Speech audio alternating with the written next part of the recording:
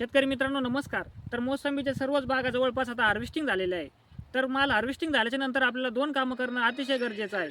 तर पहिलं काम म्हणजे आपल्याला ही झाडावरती जेवढी वाळलेली काडी आहे तेवढी पूर्णपणे काढून घ्यायची आहे आणि त्याच्यानंतर आपल्याला एक फवारणी घ्यायची आहे. तर फवारणीमध्ये आपल्याला प्रति 200 लिटर पाण्यासाठी एक कीटकनाशक, एक बुरशीनाशक अशा पद्धतीने फवारणी घ्यायची आहे. तर कीटकनाशकामध्ये आपल्याला क्लोरोपायरिफॉस 50% व सायपरमेथ्रिन 5% घटक असणारं कोणत्याही चांगल्या कंपनीचं एक कीटकनाशक घ्यायचं आहे प्रति 200 लिटर पाण्यासाठी 500 ml आणि त्याच्यामध्ये कॅल्शियम कॉपर कंटेन असणारं मोनिबोर्डो नावाचं बुरशीनाशक घ्यायचं आहे 500 ग्रॅम आणि मॅसेमिन नावाचं औषध घ्यायचं आहे 500 मिली.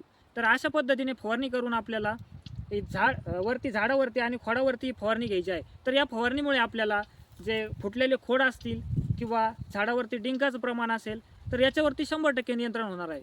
तर धन्यवाद.